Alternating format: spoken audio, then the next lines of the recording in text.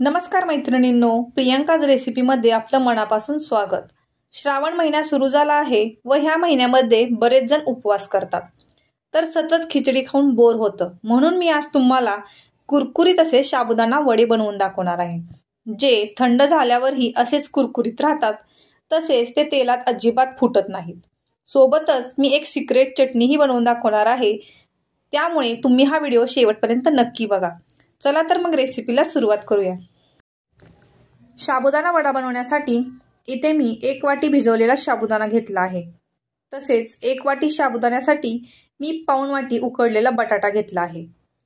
अर्धा चमचा मिरची मी इथे वाटून घेतलेली आहे। तुम्हाला जर ती चिरून घ्यायची असेल तर ती तुम्ही घेऊ शकता।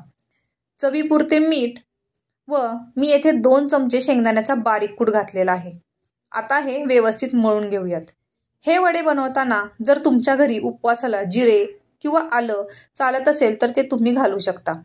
तसेच हे पीठ मळताना अगदी दाबून दाबून मळायचे, म्हणजे साबुदाणा थोडासा मऊसर पडतो। आता बघा, इथे वड्यासाठी पीठ मळून झालेले आहे। आता याचे छोटे छोटे वडे बनवून घेऊयात। बघा, इथे मी तळहाताच्या साहाय्याने अशा प्रकारे वडे बनवून घेत आहे व ते गोलसर व चपटे बनवत आहे। इथे मी अशा प्रकारे हलक्या हाताने सर्व वडे बनवून घेतलेले आहेत। तसेच इथे वडे तळण्यासाठी तेलही गरम करायला ठेवलेले आहे। तेल व्यवस्थित तापले आहे। आता गॅस मध्यम ठेवून यामध्ये मी एक एक वडा सोडून घेत आहे। वडे तेलामध्ये सोडत असताना ते हलक्या हाताने सोडायचे, नाहीतर तेल अंगावर उडू शकते। आता वडे सोडून साधारण 1 मिनिट झालेलं आहे।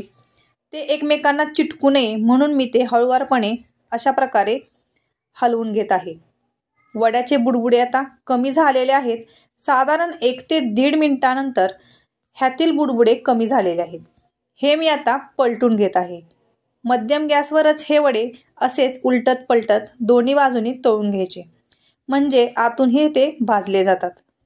बघा, इथे वडे भाजले गेलेले आहेत। मध्यम गॅसवर हे वडे कुरकुरीत व्हायला साधारण 4 ते 5 मिनिटे लागतात। हे वडे आता काढून घेऊयात।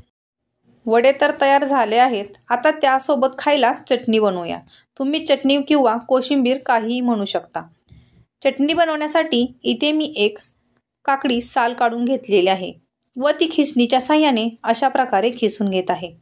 बघा, इथे काकडी खिसून झाली आहे, ती मी एका बाउलमध्ये काढून घेतली आहे। आता त्या काकडीमध्ये मी 3 ते 4 चमचे दही घातलेले आहे। दही घातल्यामुळे चटणीची टेस्ट खूप छान येते। तसेच 1 हिरवी मिरची अशा प्रकारे बारीक चिरून घातलेली आहे।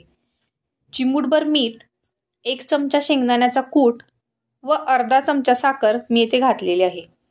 हे आता व्यवस्थित मिक्स करून घेऊयात। बघा, इथे ही आंबट गोड चटणी तयार झालेली आहे। अशा प्रकारच्या चटणीसोबत तुम्ही हे साबुदाण्याचे वडे खाल्ले तर अप्रतिम लागतात। तुम्हाला जर माझी ही रेसिपी आवडली असेल तर नक्की ट्राय करून बघा व माझ्या प्रियंकाज रेसिपी ह्या चॅनलला लाईक, शेअर आणि सबस्क्राईब नक्की करा। धन्यवाद।